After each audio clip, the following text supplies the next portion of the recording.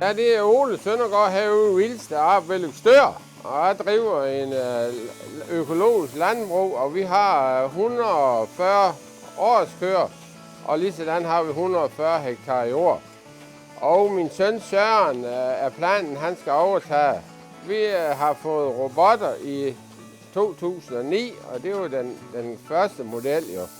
Og dem var vi også rigtig glade ved, og synes det kørte rigtig godt. Men så for et år siden, i november 20, fik vi så installeret de nye robotter. Fordi vi synes også, at der var nogle ting i dem, som var rigtig godt jo. Og der er ingen tvivl om, at de nye robotter, de kører betydeligt bedre end de gamle. Altså, det er sagt med, at vi er glade for de gamle. Men der er nogle ting, der er lavet om her på de nye, at der kører væsentligt bedre jo.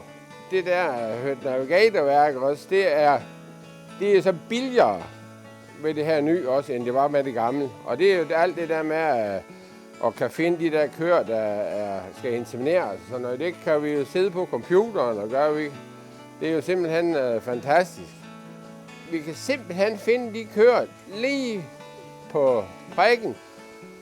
Og det giver altså en utrolig arbejdslettelse. Fordi hvis man virkelig skal have styr på sin reproduktion, uden det der navigator, så skal man bruge mange timer på at gå og observere køerne. Og lige sådan det der celletalsmåling, det er også en rar ting, fordi det der vægtkontrolforening, det tager for lang tid, inden du har resultatet. Og det er simpelthen så dejligt, at du kan simpelthen gå ned og finde den ko med det samme og se, hvad der er problemet. Så vi har formået at få celletallet fra 400.000 ned på, ja, vi er næsten helt nede på 150 nu. Så det er jo også en væsentlig ting jo. Og nu er de her nye, der skal vi heller kode patteren ind. Den kan selv finde dem og sådan noget. Det er altså virkelig dejligt, når vi skal have en kvie ind. Det er kamera, der selv kan finde pattern, uden at på det gamle, der havde vi sådan et joystick, vi ligesom skulle indstille dem på. Og det er også en meget væsentlig ting, at det er meget nemmere. Og at høst faktisk, det går rigtig godt med at få de der nye kvier til at malke.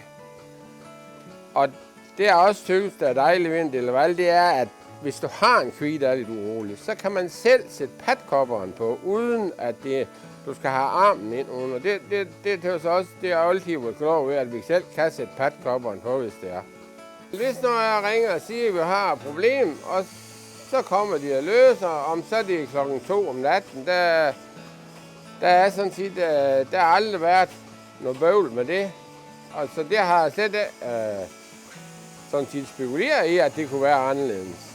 Jeg har altid sagt, at det der malkeværk, det er gårdens vigtigste maskine. Hvis det er i orden, så er rejsen heller. Så jeg synes, det kører helt fantastisk. Jeg plejer at sige, at hvis de kommer og henter robotterne, så tager de køerne med os.